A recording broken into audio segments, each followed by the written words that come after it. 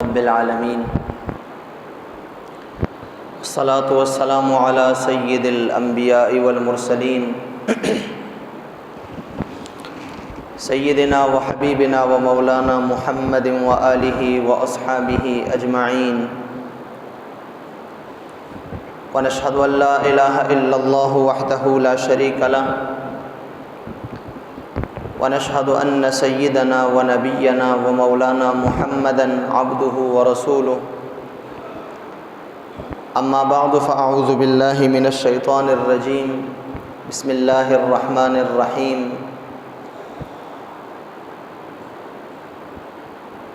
ولله على الناس حج البيت من استطاع إليه سبيلا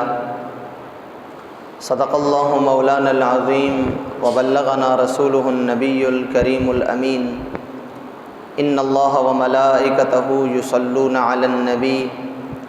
یا ایہا الذین آمنوا صلوا علیہ وسلموا تسلیما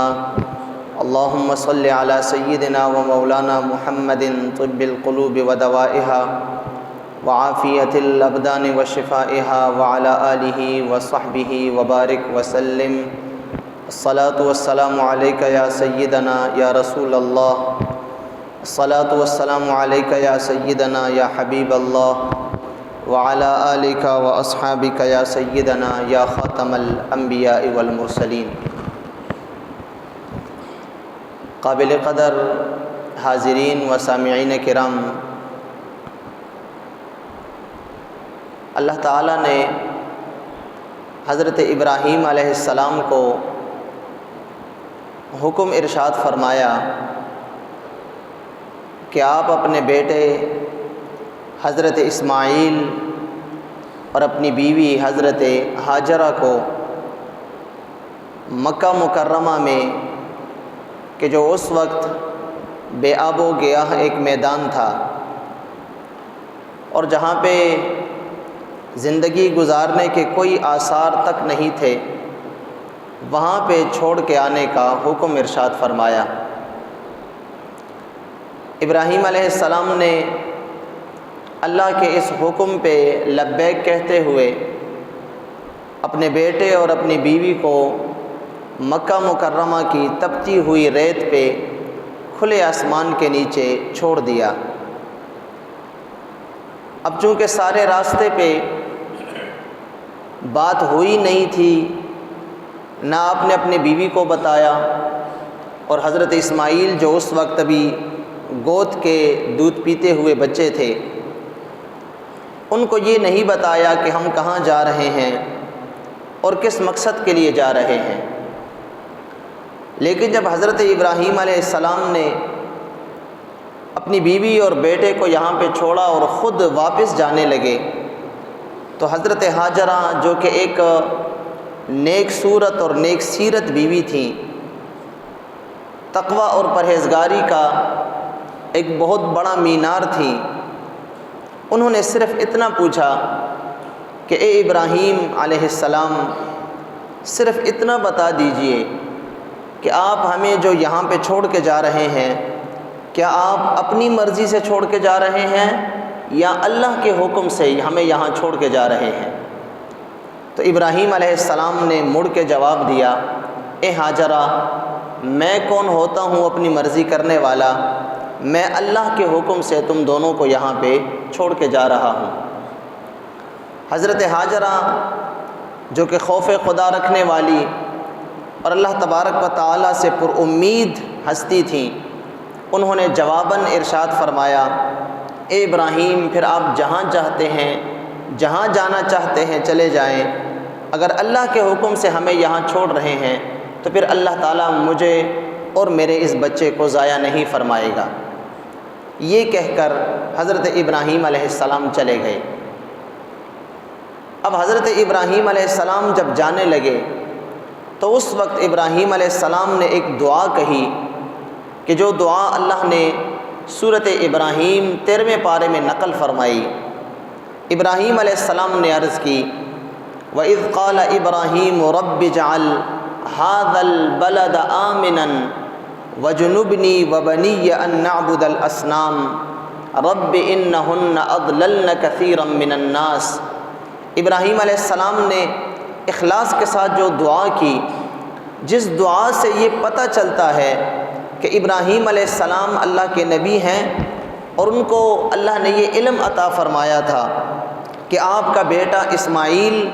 یہاں پہ پلے گا، بڑھے گا، یہیں پہ ان کی زندگی گزرے گی، اور یہیں پہ ان کی برکت سے ایک بہت بڑا شہر آباد ہوگا، اور پھر اسی اسماعیل علیہ السلام کی آگے اولاد چلے گی، اور ان کی برکت سے پوری دنیا میں اسلام جو ہے وہ پھیلے گا۔ تو ابراہیم علیہ السلام نے وہ منظر جو اللہ نے ابراہیم علیہ السلام کو علم دیا تھا اور دکھایا تھا،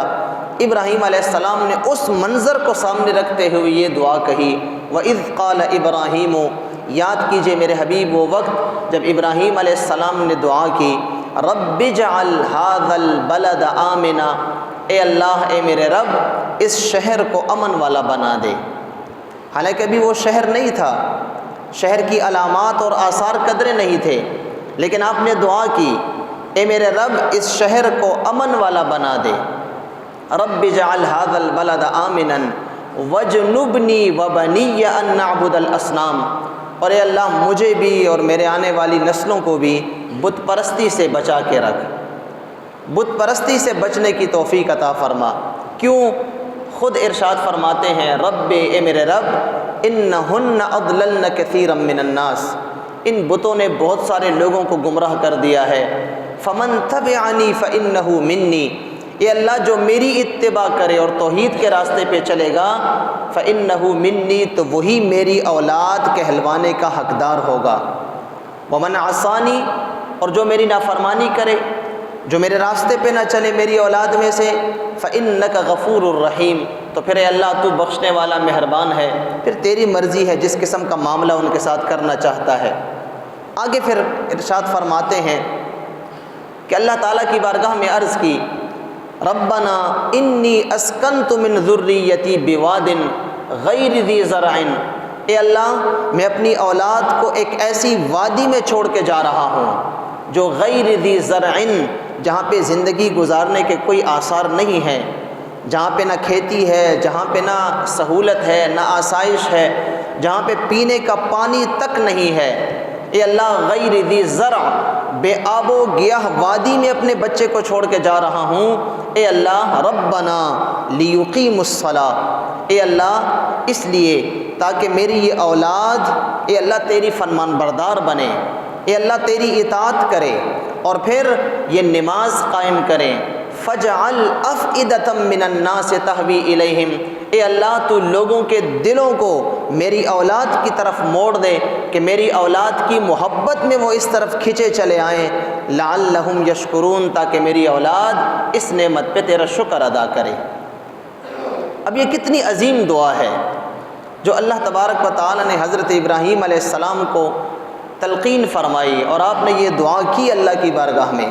اے اللہ میں اپنی اولاد کو بے آب و گیاہ میدان میں چھوڑ کے جا رہا ہوں، اے اللہ میری اولاد کو نیکی کی توفیق دے، میری اولاد کو نماز پڑھنے والا بنا، تیری عبادت کرنے والا بنا، اور اے اللہ میری اولاد کی طرف لوگوں کے دلوں کو موڑ دے، تہوی الیہم، کہ وہ ان کی طرف کھنچے چلے آئیں۔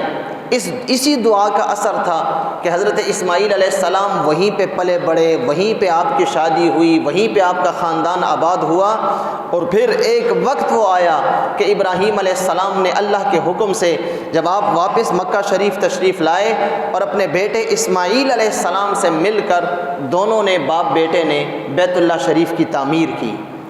بیت اللہ شریف کو واپس اپنی بنیادوں پہ کھڑا کیا۔ وہ بنیادیں جو ایک روایت کے مطابق حضرت آدم علیہ السلام نے قائم کی تھی، اور آدم علیہ السلام نے بیت اللہ شریف کی تعمیر کی تھی، پھر مرور زمانہ کے ساتھ وہ بیت اللہ کی دیواریں اور جتنا اس کی عمارت تھی وہ گرتی چلی گئی، چونکہ آباد کرنے والا کوئی تھا نہیں۔ اور ایک روایت کے مطابق آدم سے پہلے بھی فرشتوں نے بیت اللہ کو تعمیر کیا تھا، اور وہ بنیادیں جن پر کہ بیت اللہ کی تعمیر کی گئی تھی، وہ تعمیر، وہ گھر، وہ مکان زمانے کے جو ہے وہ گزرنے کے ساتھ ساتھ سیلابوں سے، طوفانوں سے وہ عمارت گر چکی تھی، اور اس کی بنیادیں بھی بالکل زمین میں غائب ہو چکی تھی، ابراہیم علیہ السلام نے اللہ کے حکم سے اسی بنیادوں کو دوبارہ سے باہر نکالا اور ان کو تلاش کیا، اور پھر انہی بنیادوں پر حضرت ابراہیم علیہ السلام نے بیت اللہ شریف کی تعمیر فرمائی، اور پھر ایسی تعمیر فرمائی اور بیت اللہ کو ایسا آباد کیا کہ آج تک انہی بنیادوں پر بیت اللہ شریف کی عمارت قائم اور دائم ہے۔ اب حضرت ابراہیم علیہ السلام اور اسماعیل علیہ السلام دونوں باپ بیٹے نے جب بیت اللہ شریف کی تعمیر مکمل کر لی اور تعمیر مکمل کرنے کے بعد اللہ کا شکر ادا کیا، تو اللہ تعالیٰ نے حکم ارشاد فرمایا، اے ابراہیم وَأَذِّن فِي النَّاسِ بِالْحَجِّ، اب آپ نے میرا گھر تو تعمیر کر لیا ہے، لیکن اس گھر کا طواف کرنے والے اور اس گھر کا حج کرنے والے، اس گھر کا ارادہ کرنے والے، آپ ان کو اعلان کیجئے جا کے، تاکہ لوگ ہر طرف سے اس گھر کا حج کرنے کے لیے اور اس گھر کا طواف کرنے کے لیے پوری دنیا سے آئیں۔ روایت میں آتا ہے ابراہیم علیہ السلام نے عرض کی، اے اللہ، یہاں پر تو تھوڑے سے لوگ ہیں، مکہ میں جو قبیلہ جرہم آ کے آباد ہوا ہے، اسماعیل نے ان میں شادی کی ہے، یہ چھوٹا سا ایک قبیلہ ہے، اے اللہ، اور تو حکم دے رہا ہے کہ میں سارے انسانوں تک یہ آواز پہنچاؤں، اے اللہ میری آواز تو اس قبیلے سے آگے نہیں پہنچے گی۔ اللہ تعالیٰ نے حکم ارشاد فرمایا، اے ابراہیم، یہ سامنے جو پہاڑ ہے، مکہ کا بڑا پہاڑ جس کو جبل ابی قبیس کہتے ہیں، جو آج بھی بالکل اپنی اصلی حالت میں موجود ہے، آپ نے ارشاد فرمایا، اللہ نے ارشاد فرمایا، اے ابراہیم، اس جبل ابی قبیس پہ آپ تشریف رکھیے، آپ اس پہاڑ پہ چڑھیے اور اس پہاڑ پہ چڑھ کے آپ حج کے لیے آواز لگائیے، آواز آپ لگائیں گے اور آپ کی آواز کو پہنچانا قیامت تک آنے والی ہر روح تک یہ میرا کام ہے۔ روایات میں آتا ہے حضرت ابراہیم علیہ السلام نے اللہ کا یہ حکم کہ وَأَذِّن فِي النَّاسِ بِالْحَجِّ، آپ حج کا اعلان کیجئے لوگوں میں۔ ابراہیم علیہ السلام گئے، اور امام جلال الدین سیوطی نے یہ روایت نقل کی ہے اپنی تفسیر میں کہ حضرت ابراہیم علیہ السلام نے 3 بار آواز لگائی، یا ایھا الناس ان اللہ فرض علیکم الحج فحجوا، اے لوگو، اللہ تعالیٰ نے تم پہ حج کو فرض کر دیا ہے، فحجوا، لہٰذا اسی بیت اللہ شریف کا طواف کرنے کے لیے اور اس کا ارادہ کرتے ہوئے اپنے گھروں سے آؤ۔ حضور اکرم صلی اللہ علیہ وسلم ارشاد فرماتے ہیں، ابراہیم علیہ السلام کی یہ آواز اللہ تبارک و تعالیٰ نے قیامت تک آنے والی جتنی روحیں تھیں جو ابھی تک عالم ارواح میں تھیں، جنہوں نے قیامت تک دنیا میں ابھی آنا ہے، تمام روحوں تک اللہ نے ابراہیم علیہ السلام کی یہ آواز پہنچائی، اور روحوں میں سے جس روح نے ابراہیم علیہ السلام کی اس آواز پہ لبیک کہا، وہ ضرور قیامت تک کبھی نہ کبھی ضرور آ کے حج کریں گے۔ اپنی زندگی میں جس روح نے ابراہیم کو وہاں پہ آپ کی آواز پہ لبیک کہا ہے، وہ ضرور حج کریں گے۔ اور پھر مفسرین فرماتے ہیں، جس نے 1 مرتبہ ابراہیم علیہ السلام کی آواز پہ لبیک کہا، وہ زندگی میں 1 حج کرے گا۔ جس نے 2 مرتبہ لبیک کہا، وہ 2 مرتبہ حج کرے گا۔ جس نے 10 مرتبہ لبیک کہا، وہ 10 مرتبہ حج کرے گا۔ اور جس نے 50 مرتبہ لبیک کہا،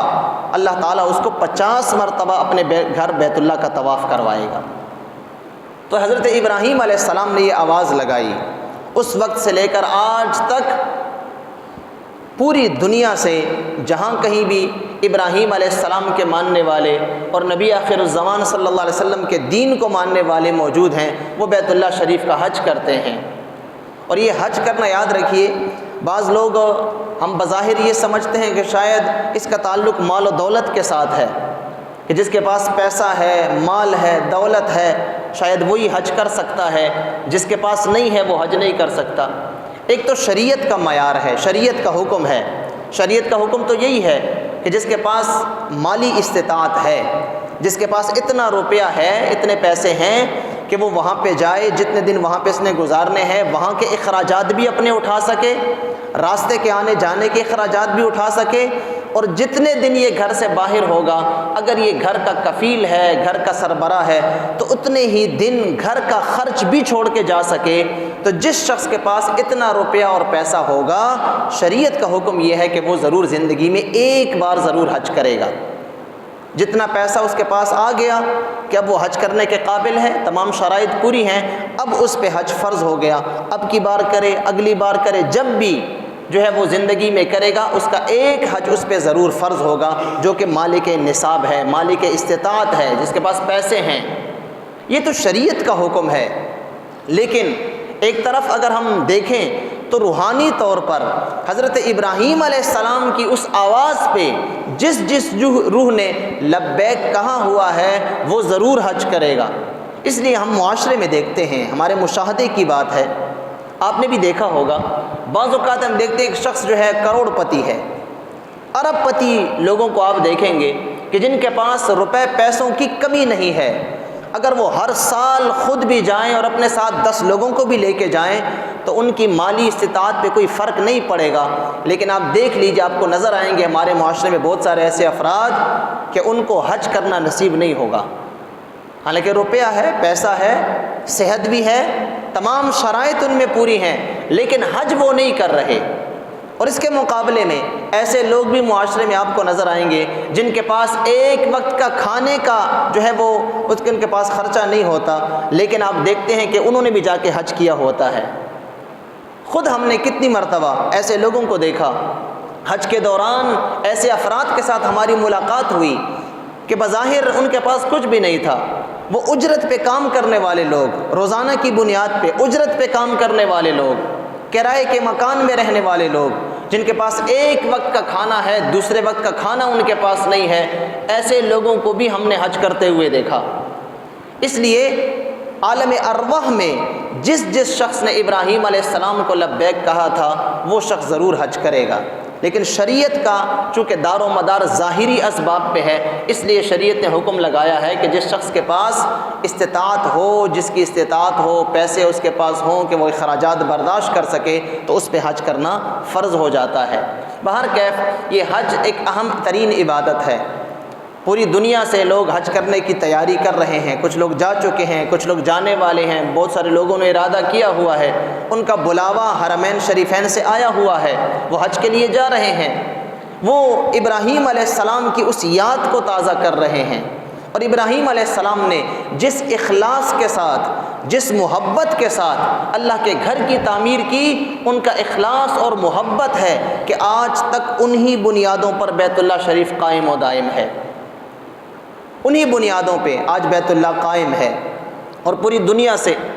اللہ تعالیٰ کو ماننے والے، نبی آخر الزمان کو ماننے والے صلی اللہ علیہ وسلم وہ جاتے ہیں اور بیت اللہ شریف کا حج کرتے ہیں، طواف کرتے ہیں۔ وہ ایک علیحدہ بات ہے کہ حضرت ابراہیم علیہ السلام کے دنیا سے رخصت ہونے کے بعد،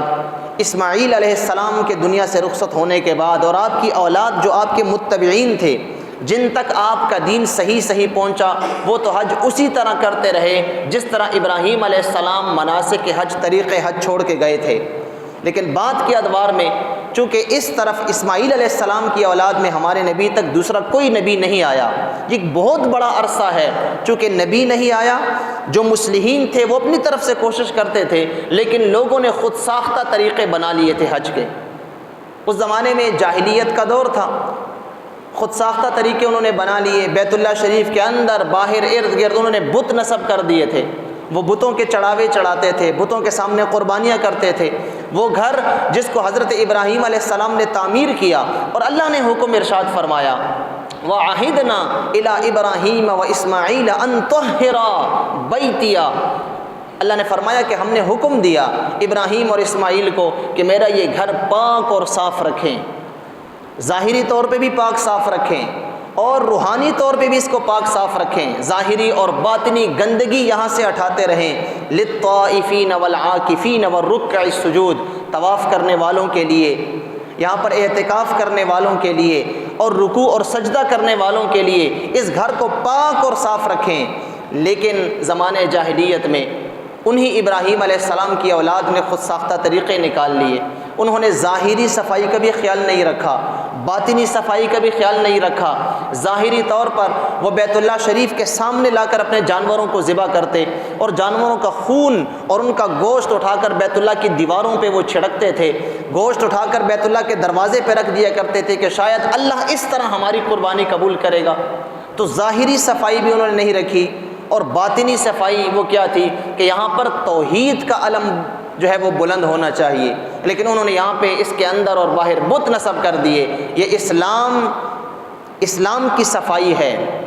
اور یہ اسلام کی برکت ہے۔ جب حضور اکرم صلی اللہ علیہ وسلم دنیا میں تشریف لائے، آپ نے اعلان نبوت فرمایا، تو حضور اکرم صلی اللہ علیہ وسلم نے حضرت ابراہیم علیہ السلام کو جو حکم دیا گیا تھا کہ آپ ظاہری اور باطنی طور پر بیت اللہ شریف کو، اس پورے حرم کو صاف رکھیں، حضور اکرم صلی اللہ علیہ وسلم نے اپنی امت کو یہ تلقین فرمائی، امت کو یہ پیغام دیا۔ الحمدللہ آپ کے دنیا سے رخصت ہونے کے بعد آج تک بیت اللہ شریف ظاہری اور باطنی نجاستوں سے پاک ہے، اور پوری دنیا سے لوگ جاتے ہیں، بیت اللہ کا طواف کرتے ہیں، اللہ کی عبادت کرتے ہیں، وہاں پر بیت اللہ شریف کو دیکھ کر دھاڑے مار مار کے وہ روتے ہیں۔ ایک ایمانی جذبہ، وہ ایمانی حرارت کہ جب انسان کو وہاں پہ جا کے محسوس ہوتی ہے، الحمدللہ آج بھی وہ لوگ پوری دنیا سے جا رہے ہیں اور اپنے جذبات کا اور اپنی روحانیت کا وہاں پہ اظہار کرتے ہیں۔ تو یہ بیت اللہ شریف جانا، حج کرنا، بیت اللہ کا طواف کرنا، یہ اللہ تبارک و تعالیٰ کے فضل سے میسر ہوتا ہے۔ جس طرح میں نے شروع میں عرض کیا، بہت سارے لوگوں کے پاس روپیہ پیسہ ہے لیکن ان کو جو ہے وہ یہ فضل میسر نہیں ہے، اس لیے ہمیشہ اللہ سے اللہ کے فضل کی دعا مانگنی چاہیے۔ اے اللہ تو مجھ پہ اپنا فضل فرما، اے اللہ تو فضل والا معاملہ، اپنے کرم والا معاملہ مجھ پہ فرما۔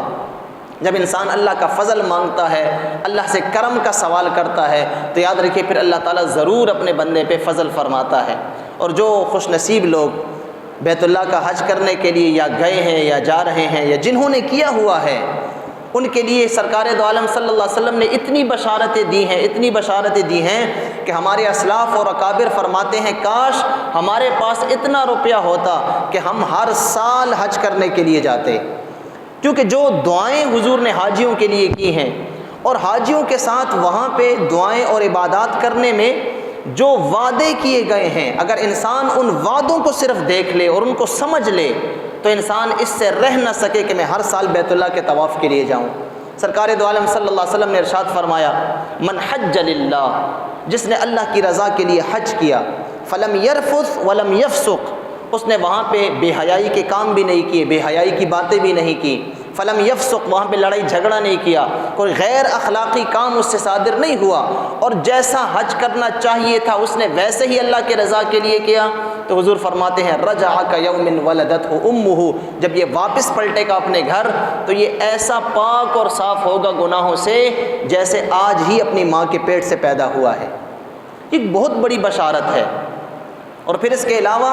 ایسی بشارتیں کہ وہاں پہ جب حاجی بیت اللہ کا طواف کرتا ہے، جب وہ رکن یمانی سے رکن اسود کی طرف جب وہ پلٹتا ہے تو یہ دیوار جس کو مستجاب کہا جاتا ہے، بیت اللہ کی یہ دیوار، جب یہاں سے رکن یمانی سے آگے بڑھتا ہے اور حجر اسود تک آتا ہے، یہ وہ مقام ہے کہ جہاں پہ حضور فرماتے ہیں کہ اللہ کے 70,000 فرشتے ہر وقت یہاں پہ موجود ہوتے ہیں، اور جو شخص یہاں سے گزرتا ہے طواف کرنے والا، وہ جو دعا کرتا ہے اس کی دعا پہ یہ 70,000 فرشتے آمین کہتے ہیں، ان کی ڈیوٹی یہ لگا دی گئی ہے۔ اس لیے اس علاقے کو مستجاب کہا جاتا ہے، جہاں پہ دعائیں قبول ہوتی ہیں، تو یہ اس شخص کی دعا قبول ہوتی ہے جو حج کرنے کے لیے جاتا ہے، جس کو اللہ تعالیٰ یہ فضل اللہ کا میسر ہوتا ہے۔ اور پھر سرکار دو عالم صلی اللہ علیہ وسلم نے یہاں تک ارشاد فرمایا حاجی کے لیے، حضور نے ارشاد فرمایا کہ حج کرنے والی کی جزا، یعنی جو حج کرتا ہے اس کو دنیا اور آخرت کی نعمتیں برکتیں وہ تو ویسے ہی ملتی ہیں، لیکن حضور نے فرمایا جو سب سے بڑی جزا اور سب سے بڑا بدلہ ہے ایک حاجی کے لیے، حضور اکرم نے ارشاد فرمایا وہ جنت کے سوا اور کچھ نہیں ہے، جنت کے سوا اور کچھ نہیں ہے۔ یہ بہت بڑی بات ہے۔ اس لیے حضور نے فرمایا کہ جب حاجی کوئی شخص بیت اللہ کا طواف کرے، حج کے لیے جائے، اور جب وہ واپس آئے تو اس کے گھر لوٹنے سے پہلے اس کے پاس جاؤ اور اپنی مغفرت کی دعا کرواؤ۔ کیوں؟ حضور نے فرمایا اس لیے کہ وہ گناہوں سے پاک لوٹا ہے، ابھی اپنے گھر نہیں گیا، ابھی اس نے اپنے معاملات دنیا کے شروع نہیں کیے کہ دوبارہ وہ گناہوں میں مبتلا ہو جائے، ابھی وہ گھر نہیں پہنچا، جا کے اس سے اپنی مغفرت کی دعا کرواؤ۔ کیوں؟ کہ جب وہ مغفرت کی دعا کرتا ہے اللہ اس کی دعا کو قبول کرتا ہے۔ کیوں؟ کہ وہ خود وہ بخشا ہوا واپس لوٹا ہے، اور جو شخص بخش دیا جاتا ہے پھر اس کی دعائیں اللہ تعالیٰ قبول فرماتا ہے۔ تو میری اللہ تعالیٰ سے دعا ہے کہ اللہ تعالیٰ جتنے ہمارے دوست احباب حج کے لیے جا رہے ہیں، پوری امت سے، جہاں سے بھی لوگ پوری دنیا سے حج کے لیے جا رہے ہیں، تیاری کر رہے ہیں، اللہ تعالیٰ ان کا یہ مبارک سفر اپنی بارگاہ میں قبول اور منظور فرمائے، اور اللہ تعالیٰ ان تمام حاجیوں کو پوری امت کے لیے، ہم سب کے لیے دعائیں کرنے کی توفیق عطا فرمائے۔ اور یہ دعا کرنی چاہیے ان ایام میں، حج کے دنوں میں، کہ اللہ حاجی جو دعائیں وہاں پہ کر رہے ہیں، بلکہ ہمارے اکابر فرماتے ہیں، بزرگ فرماتے ہیں کہ یوں کہنا چاہیے کہ اللہ جو حاجی اس وقت تیری بارگاہ میں حاضر ہیں